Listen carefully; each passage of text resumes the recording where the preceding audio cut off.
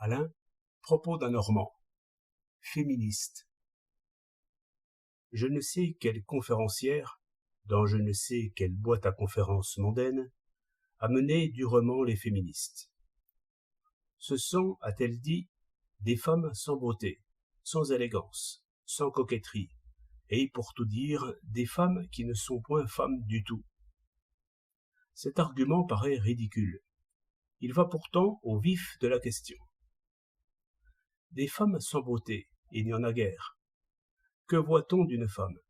Des plis d'étoffe, une large toque à aigrette, une touffe de cheveux, de fines chaussures, des yeux qui rient. Toute femme plaira si elle le veut.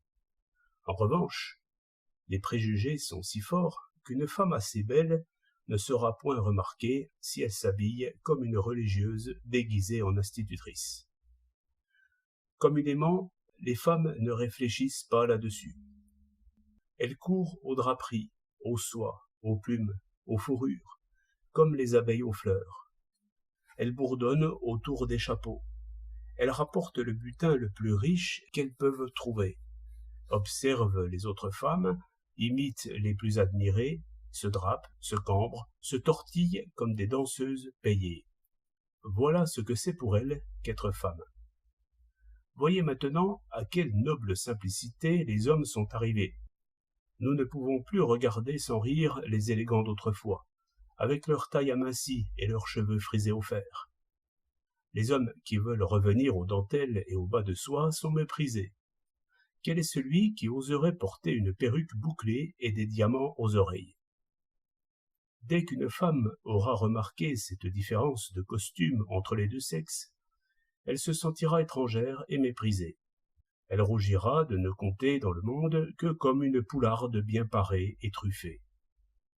Elle voudra toucher, elle aussi, aux nobles choses, aux beaux-arts, aux sciences, aux idées, aux poèmes de l'amitié. Mais cela fera l'effet d'une danse nouvelle. Elle sera Valkyrie au lieu d'être Célimène. Mais son éloquence sera toujours dans ses yeux et dans son corset.